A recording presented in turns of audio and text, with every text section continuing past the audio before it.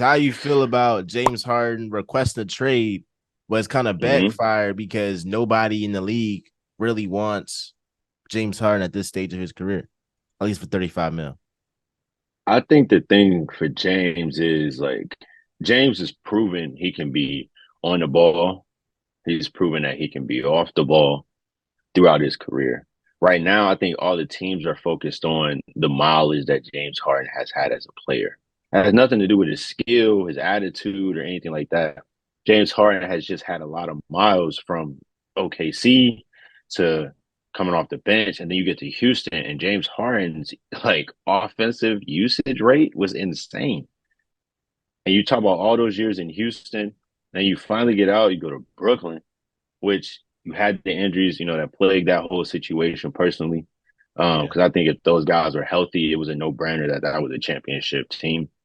Mm-hmm. But like the injuries, and then you get to Philly, and you've been for the most part healthy. You've still had some lingering injuries from Brooklyn, and now it's like, okay, you're sitting at the age that you're at, and the mileage that you've had, and we're trying to win right now. Giving up Terrence Mann for you, to me, that wouldn't be a smart move for the Clippers. If you can make that trade happen without giving up Terrence Mann, beautiful. Bring James in to add him to the three that you have with Westbrook, Paul, Kawhi, and try to keep all those guys healthy. Because I think the Clippers are in the same situation as Brooklyn, where it's like, if we're healthy, like every time the Clippers have been healthy, they've been top two in the West.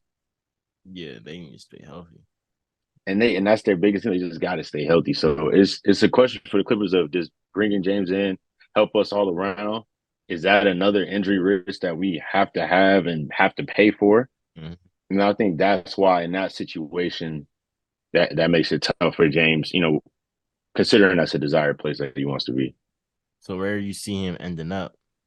You see him staying on the Sixers come training camp next season. You see him playing the whole year with the Sixers, or do you see him getting traded either in the Mm, off season or getting traded midway during the season?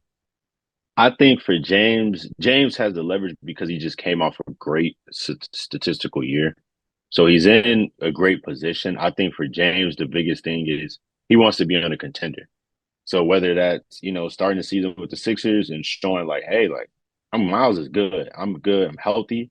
I'm saying again, traded throughout the year, or just kind of sitting and letting the field play. Because I mean, James is a required taste. He's a unique taste, but he is required. He's one of those players that, I mean, if you look at the last championships that have been won, there's been a top 10 player, arguably of all time, on all of those championship teams. So he's one of those guys. So having him as an asset. So I think as far as where he'll be, it'll be on a championship contender. It's just a matter of how the season starts out, how this rest of this offseason goes, training camp goes. But I think James will be fine. He'll end up somewhere. So you think Harden gonna have the leverage? When I think, and I disagree when you saying that I think he wants to go to a contender. He wants to go to wherever the money is at. Because I'll see the reason why he don't want to be a Sixer no more is because he gave them 15 million up to get PJ Tucker, to get, Hmm. you know, a better team around him.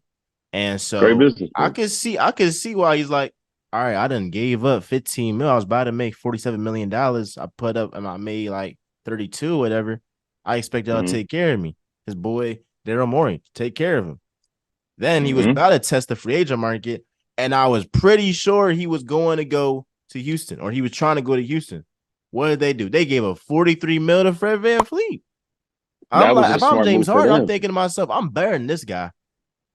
So and Houston ain't no contender. So you don't think Harden just trying to get paid?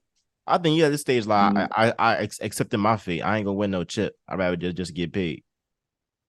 The reason I don't think he's looking to get paid is because like NBA players have money.